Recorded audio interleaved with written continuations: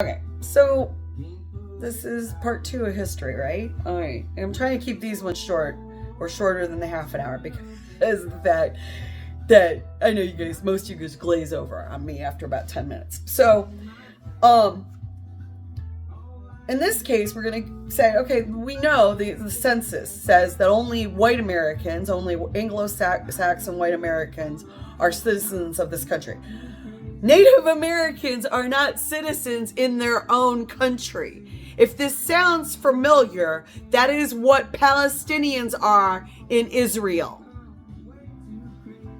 Palestinians are the displaced natives because Israelis came and plopped down in the 1940s. We literally are repeating the same mistake that the Americans made in the early 1800s.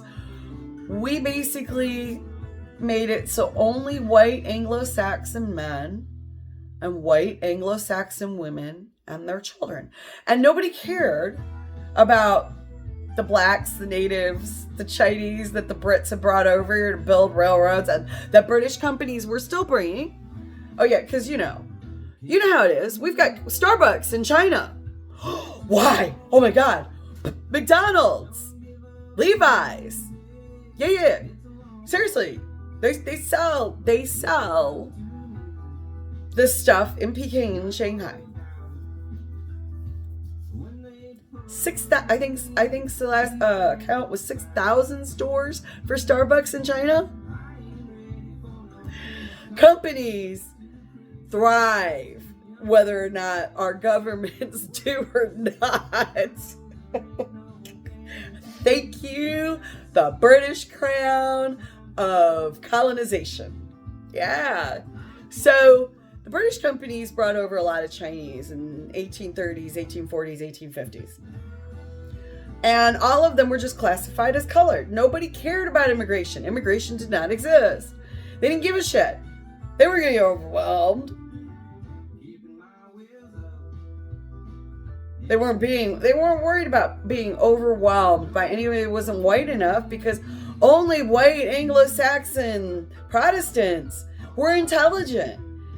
They were taught that through the churches, for fuck's sake. I'm not making that up. That's a fact. The churches were used to teach and often taught, like Native Americans well into World War I, World War II time frame, were still being taught in white schools that they were a lower class animal and they needed to change to be more white, to be more white-like. It's a big beef for Native Americans to this day. But that mentality that white America was superior is just ingrained and ingratiated in our history. Not just, but the immigration thing. They weren't afraid of us.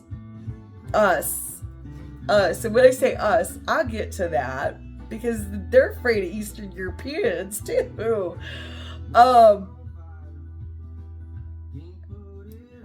What you see is the problem with the Civil War creates the real immigration problem.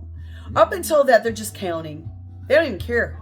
It's like, free colored. Oh, we should probably count these Chinese. The Brits keep bringing a shit ton of them in. We should probably count them separate because they're Asian. Well, no, they're Chinese. All Asians are Chinese. What do you mean they're Japanese? One says he's Japanese. I don't give a shit. They're Chinese.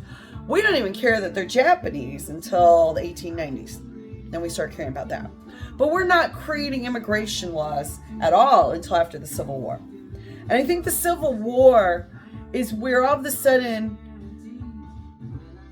you have a bunch of them looking for scapegoats, people they can blame. And immigration becomes that blame, that fingering, that here's somebody you can blame, boys and girls. Yeah.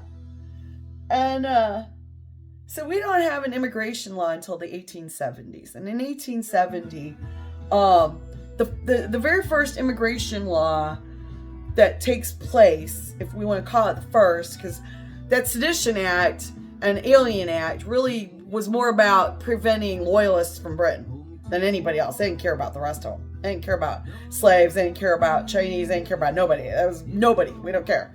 But we started caring in 1870 when we freed all the black slaves, right? And they all are instantly given in this Immigration Act of 1870, they're given their American citizenship.